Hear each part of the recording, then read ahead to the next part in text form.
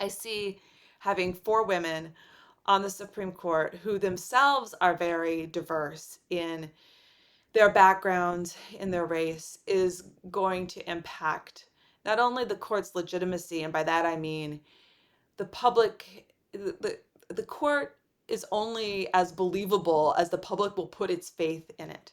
And having a court that more accurately represents the public it serves increases institutional legitimacy, which is really important at a time when a lot of the public opinion surveys show that the Supreme Court isn't held in the highest of regards. So I think it's going to help for the legitimacy of the institution. But I alluded to this earlier, and I want to be really clear here. Seeing 4 women for the first time in such a high profile position is going to change the assumptions people make about women and their place in the workplace, and especially women and minority women in the workplace. Assumptions about what role they should hold, whether or not they can lead, will be completely turned on their heads because we will now see this extraordinary group of very diverse women in the highest leadership role one can have in the legal profession.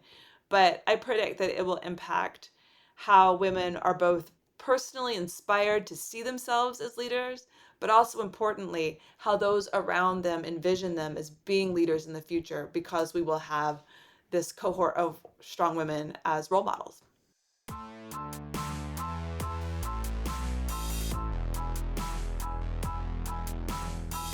Welcome to Emphasis Added, a podcast by the Houston Law Review about legal issues, prominent lawyers, and the study and practice of law.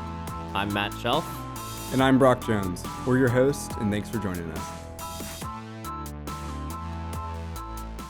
We're joined here today with University of Houston Law Center Professor Renee Knake-Jefferson to discuss the historic appointment of Justice Ketanji Brown Jackson, Diversity in the Judiciary and Judicial Ethics in the Modern Age. Professor Knake-Jefferson is an internationally renowned expert on professional responsibility and legal ethics with over a decade of experience in higher education leadership. She's an award-winning author of 4 books and numerous academic articles, having been cited in briefs before the U.S. Supreme Court, prestigious law reviews, and a range of popular media outlets. She's also testified before the U.S. House of Representatives Committee on the Judiciary and has twice testified successfully before the Texas Supreme Court Special Court of Review regarding discipline charges against judges. Professor, thanks so much for joining us today. Thanks for having me. It's great to be with you. So, Professor, your most recent book, Shortlisted: Women in the Shadows of the Supreme Court, was called An Excellent Contribution and Essential for Anyone Who Values Diversity by the Library Journal. Can you tell us a little bit more about the premise of this book? So the book has its origins in a time that is, I guess, a bit of distant history now. It's when President Obama nominated in relatively short order 2 women to the U.S. Supreme Court, now Justices Elena Kagan and Sonia Sotomayor. And I was noticing in the media a lot of coverage that had absolutely nothing to do with the qualifications of either woman for the court. Lots of fixation on their clothing, on the fact that they were single, they weren't mothers. And of course, the only other women who had ever been on the Supreme Court, Sandra Day O'Connor and Ruth Bader Ginsburg, had both been mothers. Commentary about who would accompany them to fancy Supreme Court dinners and things like that. And so a colleague of mine at the time and I decided to not just grumble about this coverage that we thought was really biased and problematic, but actually study it and investigate it. We ended up reading and coding for dozens of variables through an empirical study, thousands of articles written by the New York Times and the Washington Post from the 1970s through the confirmations of Sotomayor and Kagan. And the results of that media study found, perhaps not surprisingly, that in fact the media focuses on gendered aspects of Supreme Court nominees. But what was really interesting in that study was going back and learning some of the history of the Supreme Court that I didn't know. And there was one article in particular that stood out. It was written in 1971. It appeared in the New York Times. It was covering President Richard Nixon's shortlist. There were 6 names on it. 2 of them, women, Mildred Lilly and Sylvia Bacon. And the New York Times recounted their qualifications. Sylvia Bacon was a judge in Washington, D.C., Mildred Lilly, a judge in California. The Times noted that Judge Lilly, in addition to her extraordinary qualifications, had maintained her bathing beauty figure in her 50s and fortunately had no children. So, of course, that fit into the media study, but that's actually not why it was so interesting to me. I wondered, who's Mildred Lilly? And for that matter, who's Sylvia Bacon? And why is it that I never learned in a high school history class or even in a law and feminism course as a law student about these women? And by the way, how many other women were shortlisted for the US Supreme Court before Sandra Day O'Connor joined it in 1981? And that's how this book started.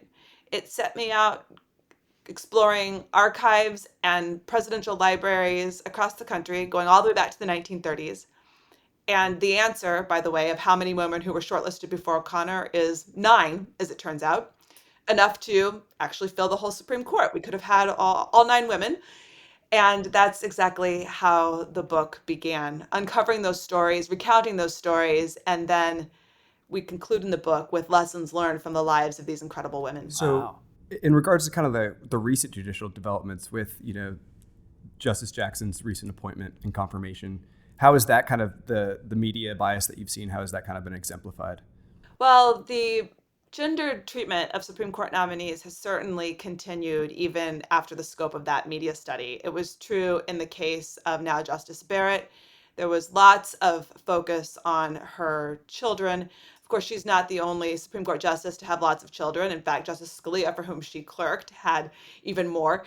We didn't see that same kind of fixation during his confirmation process. And then, of course, with Judge Jackson, soon to be Justice Jackson, we saw, um, I think, not only gendered coverage, but racial issues too. And it was reflected not only, I want to be careful here because I'm not blaming the media. I mean, the media in many ways is simply reporting on what's happening. In the example of Justice Barrett, she was asked by a senator, Senator Kennedy, in her confirmation hearing, who does the laundry in her house. No male nominee to the court has ever been asked who does the laundry in his house. And we saw similar sorts of bizarre questioning, in part from the media. Tucker Carlson, for example, pressed on what Ketanji Brown Jackson's LSAT score was, which, I mean, that's sort of like for people who do, like the New York Times word puzzle, the Wordle, that's sort of like asking that in terms of relevance and bearing on her ability to be a Supreme Court justice. And obviously, she must have had a very good LSAT score for getting into the law school she did and having the extraordinary career she's had. And then we also saw in her confirmation hearings a lot of questioning and scrutiny that had nothing to do with her qualifications for the court. To me, seemed not only drawn from bias and prejudice against her, but also because I think some of the senators were using the moment in the spotlight as an opportunity to begin making their own campaign trail pledges and promises rather than using that time for what it was supposed to be, which is really vetting and ascertaining the qualifications of a Supreme Court justice.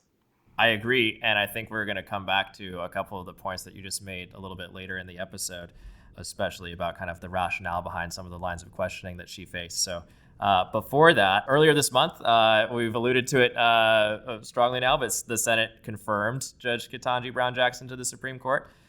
She will be the Supreme Court's first Black female justice when she takes over for Justice Breyer this summer. So what was your initial reaction upon hearing the news of Judge Jackson's confirmation? And what do you think this progress means for women in the legal profession as a whole? So a few layers to this, because the first news really was Biden's promise to put a Black woman on the Supreme Court. And he got a lot of pushback for that, as if somehow that was a form of affirmative action or the like. But really, history and what I've studied, my research, defeats any claim like that. First of all, Black women have been as qualified as white women to join the Supreme Court. In fact, for as long as women were allowed to join the Supreme Court, so going back to the early 1980s, African American women were shortlisted. One of the women in my study, Amalia Kierce, is a judge who sits in senior status still today on the Second Circuit Court of Appeals. She was incredibly accomplished, the first African American female law partner in a Manhattan firm. She was the first African American woman to sit on a federal court of appeals. As I said, the Second Circuit. She was appointed by President Carter. And then she was shortlisted for the Supreme Court by President Reagan. That's notable there, right? Presidents from both parties found her to be sufficiently qualified. And she would be shortlisted yet another time by Reagan. So Reagan, just like Biden, campaigns on a promise to deliver a particular kind of diversity to the court. And Reagan campaigned on the promise to put a woman on the court, which he did. He had multiple vacancies. He could have given us more than one woman. And in fact, Amalia Kearse was shortlisted for the seat that would go to Justice Kennedy. She found her name floated yet again when Clarence Thomas's confirmation looked like it might not go through under the Bush presidency. And then she was actually shortlisted an additional time by President Clinton for Justice Breyer's seat, the very seat that will now finally go to an African American female Supreme Court justice. And so part of my reaction was just really being impressed that Biden recognized that this was a long time coming, that it was an oversight and something that needed to happen for our Supreme Court. And we can talk more about why it's important for the Supreme Court to better reflect the diversity of the public it serves. But let me just wrap up to your initial question here on my reaction. Then, of course, having her named and then confirmed, I mean, my reaction was joy, feeling incredibly optimistic at a time where there are other aspects of women's rights and minority rights in this country that seem under fire and in jeopardy. To at least have this marker of progress, I mean, it gives me chills even now talking about it. It's an extraordinary moment, and I think that she will impact not just the court and the decision making that happens on the Supreme Court, but she will really impact the way the nation perceives not just who can be a justice on the court, but who can rise to the highest level in any area of professional life. She will be setting that standard in a new way for us as we move forward. Absolutely. We also talked a little bit about her confirmation hearing seems to have followed some recent trends. It was incredibly partisan. But most of, I felt, the hardball questions that she faced related to some of her previous rulings, and really, like you said, not necessarily about her background or her qualifications as a judge. So could you tell us a little bit about her background and I guess what made it so hard to attack?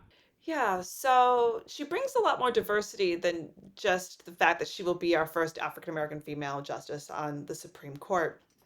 She has a different childhood upbringing experiences that she brings to the court than most of the justices. Most of the Supreme Court justices, with the exception of Justice Barrett, grew up either in the New York or Washington, D.C. area. So, and then almost all of them went to similar law schools. And on that, she is Judge Justice Jackson is noticeably less diverse, right? Because she went to Harvard. The diversity there comes from Justice Right. Barrett having gone to Notre Dame.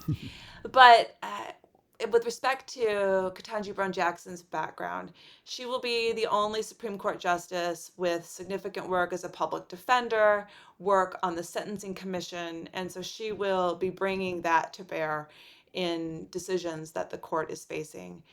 And then I was really struck by the way she responded to the constant pressing about what her judicial philosophy is. And I believe that her many, many years as a district court judge and then the year or so of service on the DC Circuit Court of Appeals is also important background. She has more time as a judge than several of the currently sitting justices combined did when they joined the Supreme Court. And over that time, as she has very eloquently articulated, she has developed her approach to judicial decision making. She didn't call it a philosophy, but it's the way she approaches a case. And I found that to be very compelling, and I think will be a model that sets the standard for how judges go forward in the future when they are evaluating cases. So also kind of in terms of diversity, this is, like you said, the first time there's 4 out of 9 justices that will be female. Obviously, Justice Jackson will not, tip the partisan balance of the court at the moment while she's replacing Justice Breyer.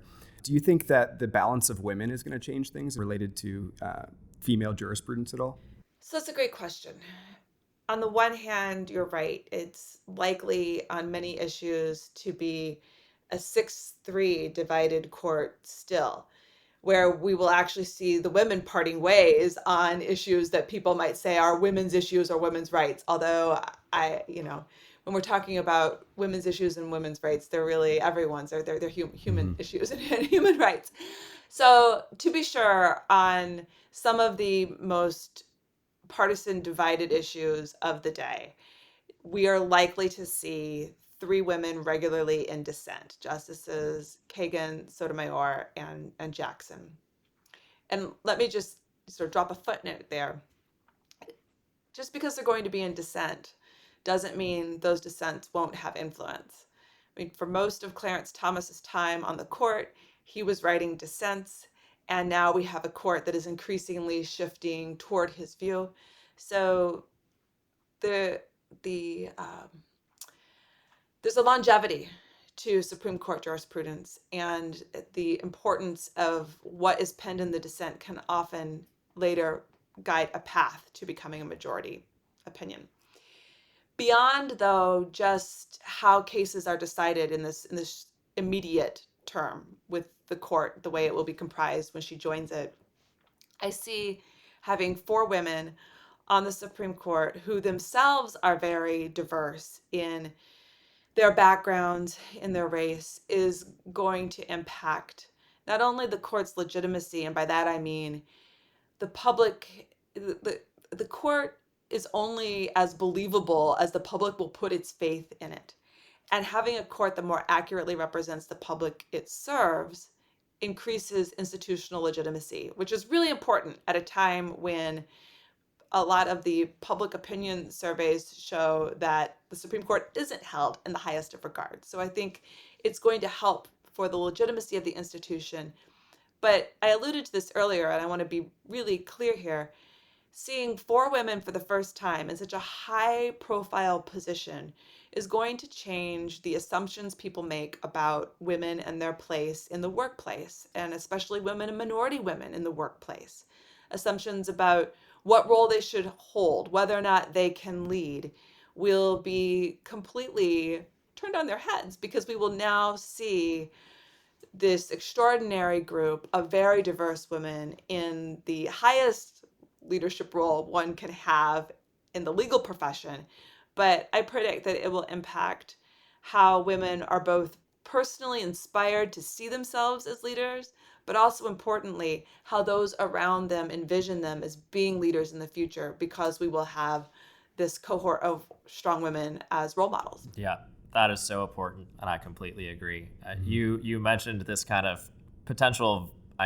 We all see it as a voting block, right, between Sotomayor, Kagan, and now Jackson, but also the questions that now Justice Jackson received about her quote-unquote judicial philosophy. She actually surprised, I think, a lot of people, myself included, with her answers to some of those questions when she said that she didn't believe in the concept of a living constitution. And the way she phrased her answer kind of sounded very much like she was a pure textualist almost, which led some folks to question whether or not there would be a divide between her and Kagan and Sotomayor. What would it look like for a justice appointed by a Democratic president to be more of a textualist than a purposivist, if that's a word? Or do you really think that that'll impact the way she holds?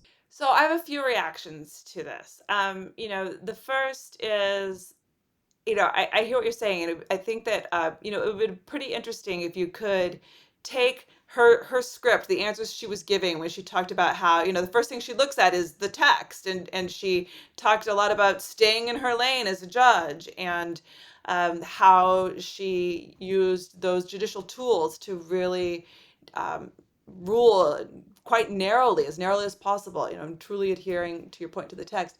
If we could, take that script and have it read by a white man who everyone assumed, was supported by Republicans, saying the very same words, I think that that individual wouldn't have gotten the same kinds of challenges and pushback that she was getting. It was really shocking to me that she was getting such pushback, that somehow that wasn't an acceptable approach to judicial decision making from the people who were questioning her. Now, in terms of a justice deciding cases differently than what a president expects based on the appointment, well, that has happened in the past. In most recent history, Justice Souter was probably one of the more surprising in terms of not deciding cases necessarily the way Republicans expected that he would. And I would just say that it's one of the things about that. Of course, all federal appointments are lifetime appointments, but as a district court judge and even as a judge on the Court of Appeals, one is always having to think about the precedent that they are limited by and the possibility of having their decision overturned. And on the Supreme Court, that is less of a consideration. So it's impossible to predict how over time a justice might evolve in their decision making. And so I think it's maybe a little too soon to tell where she will align always on certain issues. But I do believe her to be very authentic and genuine when she described the way she approaches a case and applies the law to the facts. And that, to me, is exactly what we want a judge to do. I'll give you an example going back to Shortlisted.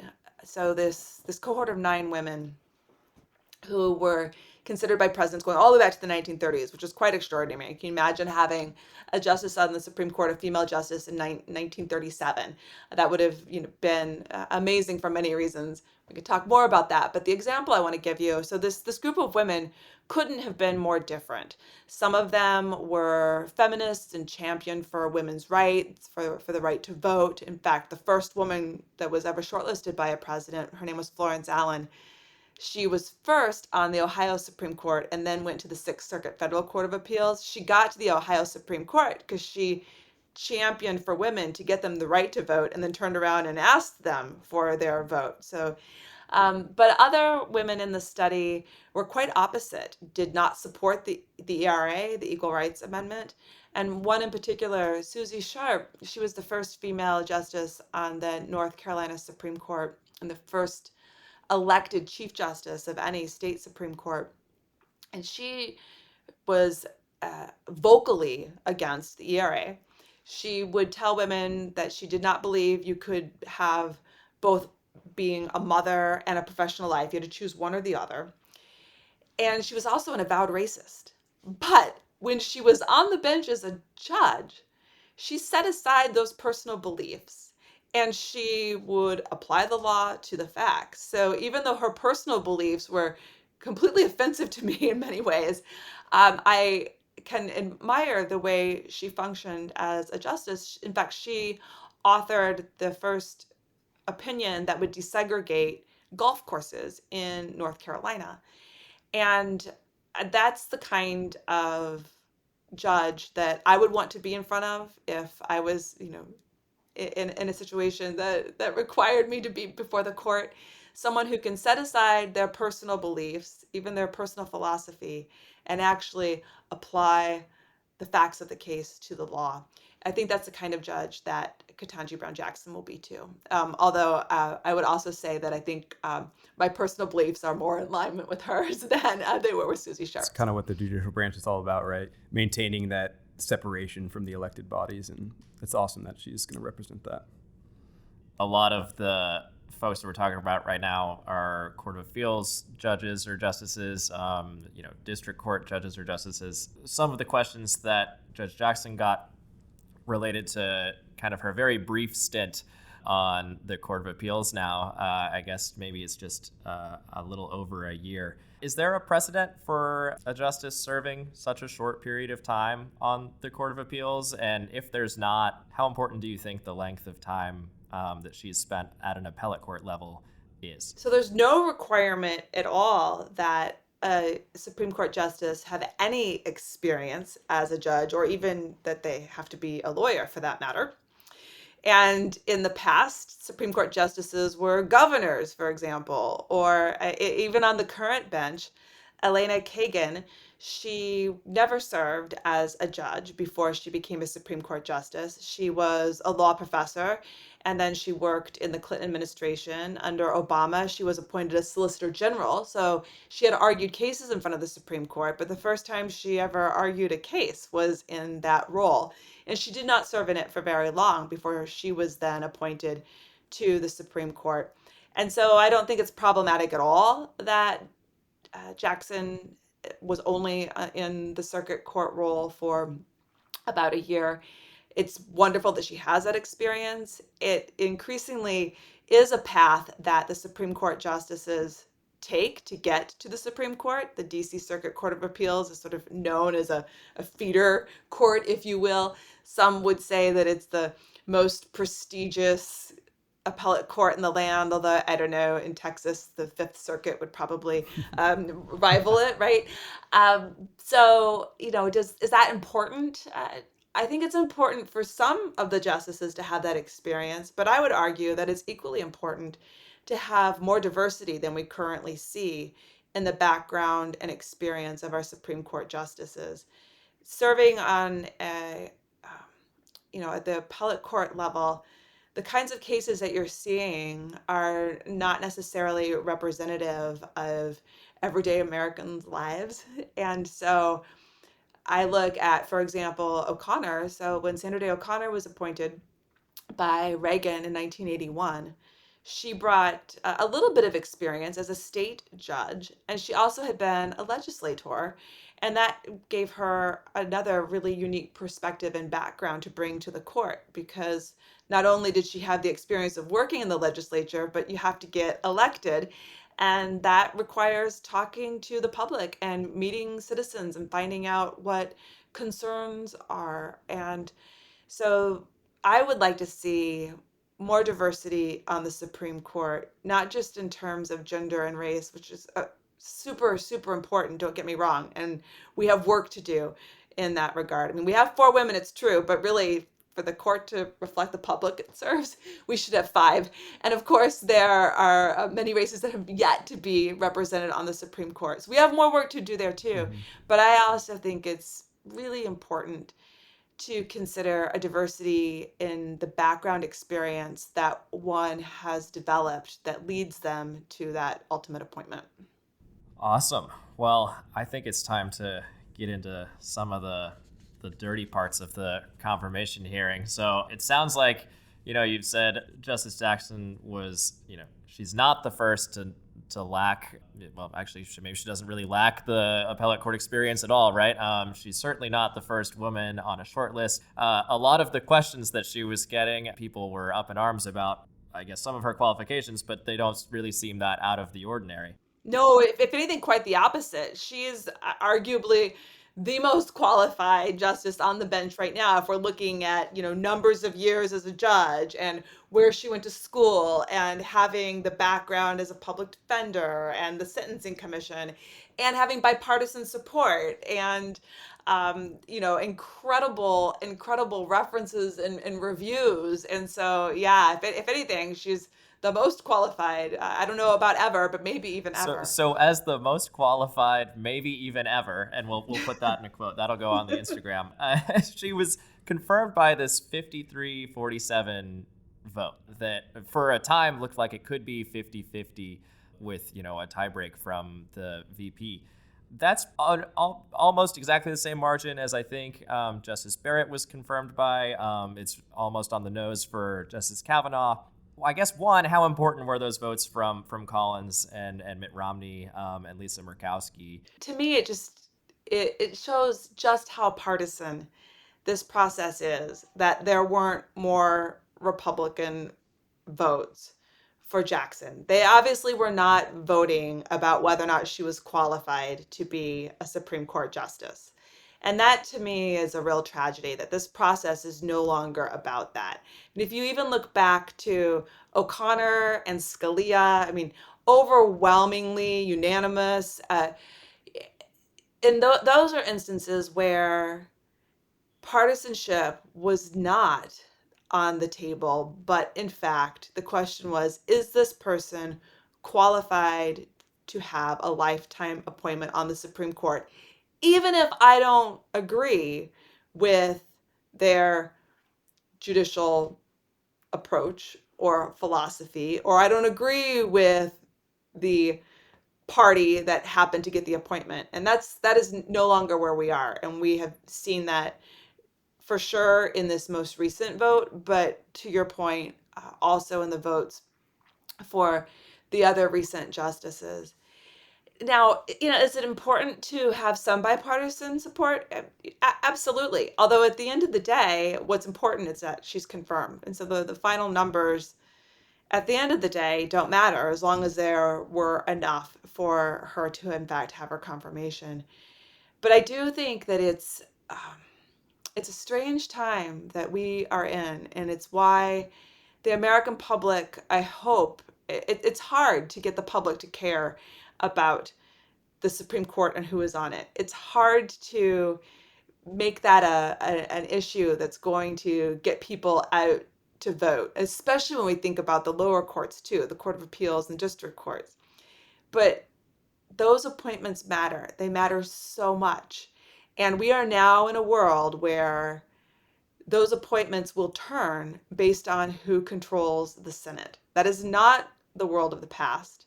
To be sure, appointments have always been partisan, and there's been all kinds of behind the scenes maneuvering, and we can, but we are now in a world where who controls the Senate is going to absolutely control whether or not a judge can be ultimately appointed or confirmed. And I just want to say one more thing about, we're focusing a lot on the Supreme Court, and that's really important. But equally important is who comprises the lower courts too, the district courts and the Court of Appeals.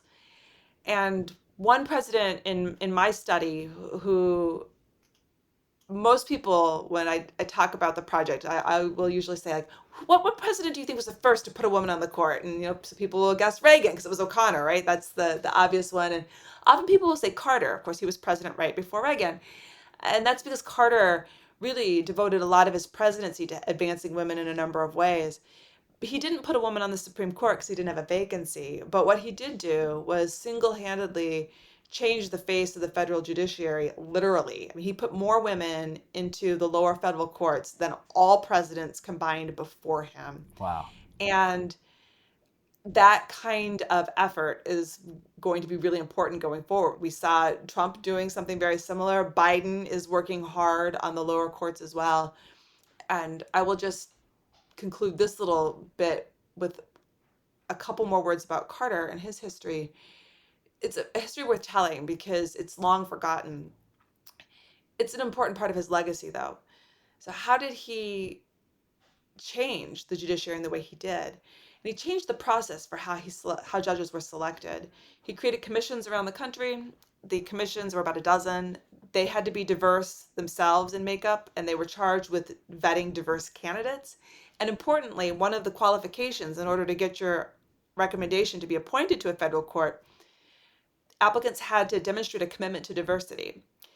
And so by changing that process, he was able to increase the pool and also elevate many extraordinary women and minorities, including, we can go back to Judge Amalia Kearse, the first Black woman to sit on a federal court of appeals. She was on one of those commissions initially, and then she was selected by a commission for the Second Circuit. And but for Carter's structural change that was very intentional and very deliberate, I doubt that she would have been selected at that time. It might have been many more years before a Black woman was put on the Federal Court of Appeals.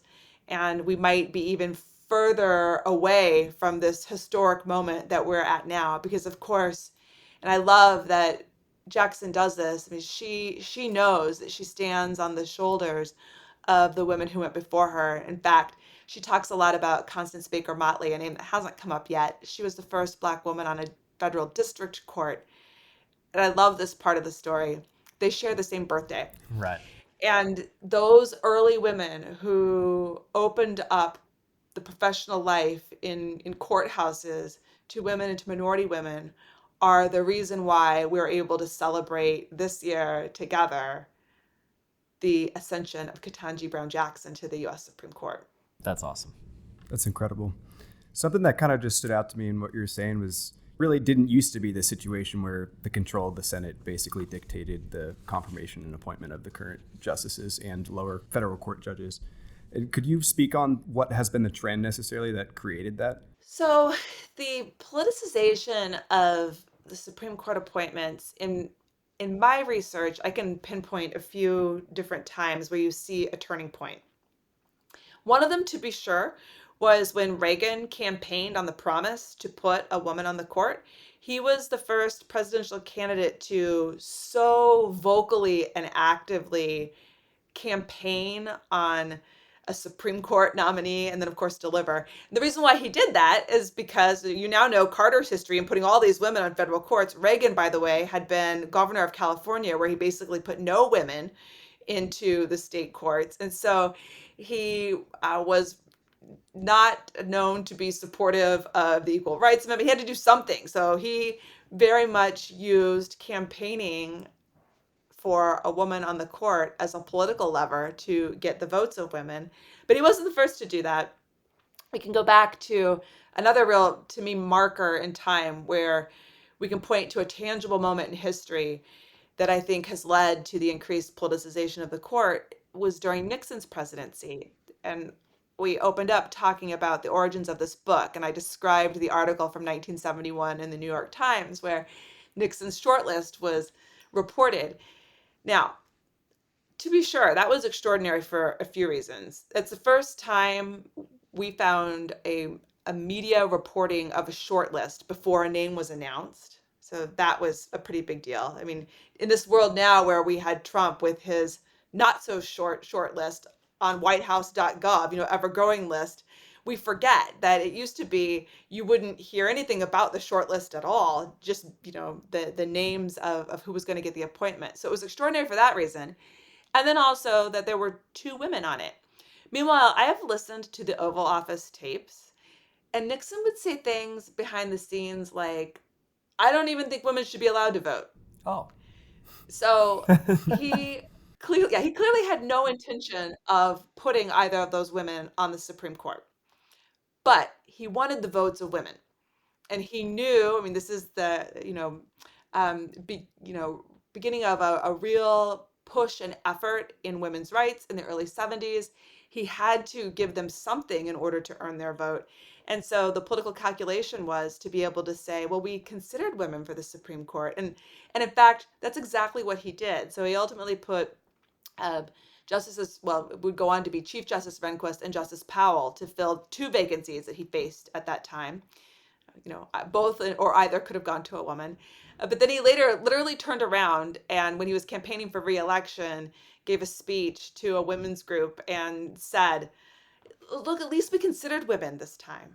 So that to me is a real marker of starting to use Supreme Court appointments for political votes. And then in terms of seeing the confirmation process politicized, I think a real marker for that was certainly in the confirmation proceedings for Judge Bork, which failed. And famously now he's been called being borked, right? And I think that's a moment in time where there's still resentment today from Republicans that happened. And then I guess the last thing I will say about why we see the hearing process itself so politicized is the fact that it's televised.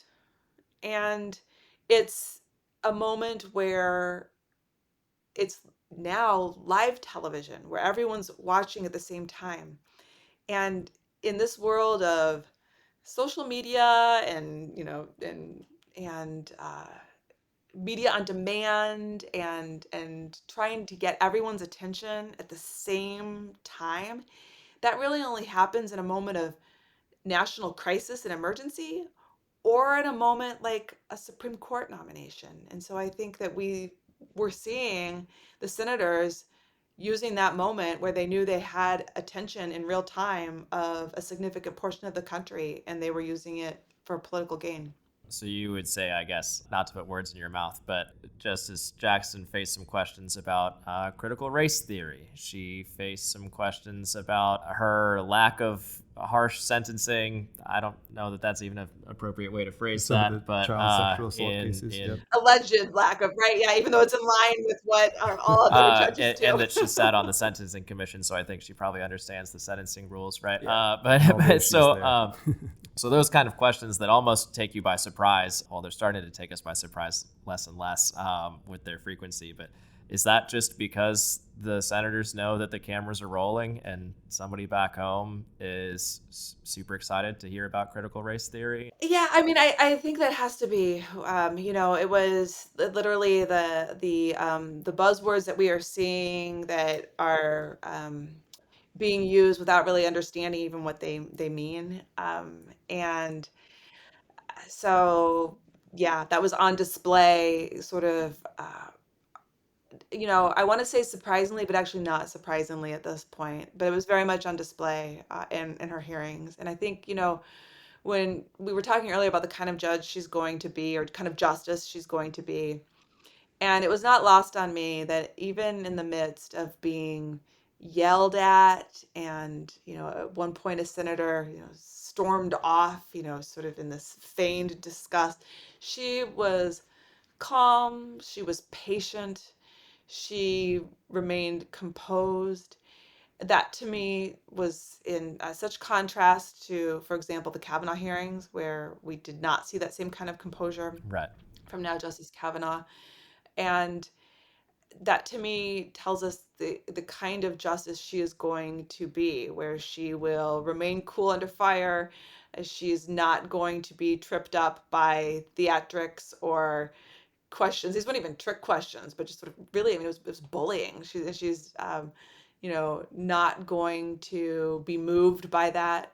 And I think that's why I've been reading a lot of the polls say that she's the most popular Supreme Court nominee ever.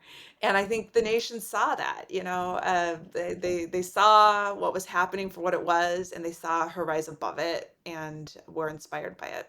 That's something we've already seen too, because she already agreed to recuse herself from the affirmative action cases regarding her position on the Harvard Board of Overseers. But in the alternative, we've seen calls for Justice Thomas to recuse himself in some cases related to January 6th and the Capitol attacks due to his wife's proximity to the Trump administration, as well as her kind of role as a conservative political activist.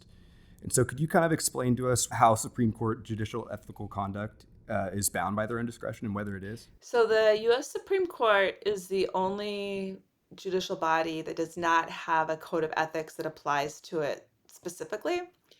All of the state courts do, and the lower federal courts do. They have a code of judicial ethics that are mostly based on a code that's promulgated by the American Bar Association that judges follow.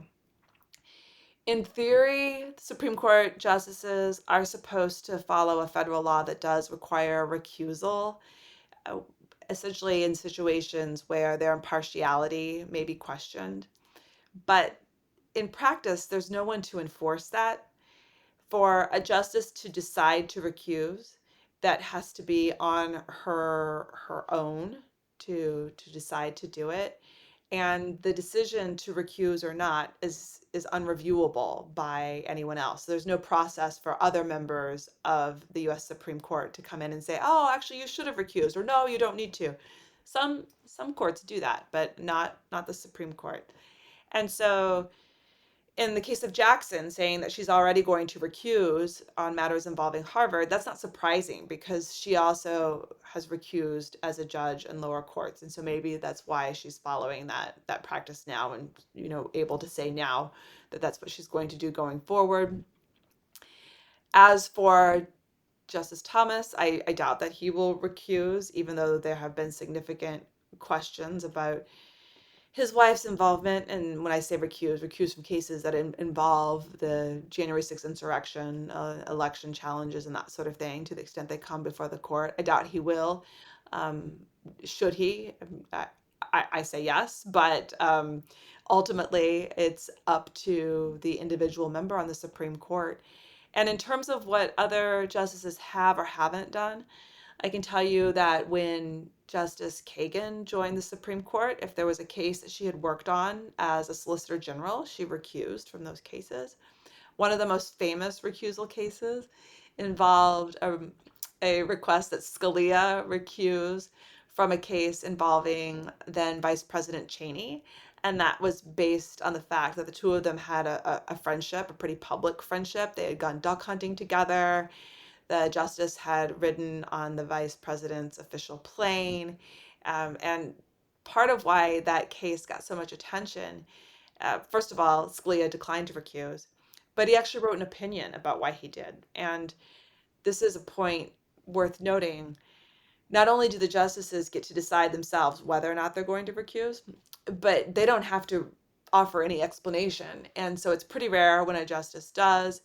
Scalia's opinion gives us some insight. In his view, he felt that there was no favor being done for Dick Cheney, so he didn't need to recuse.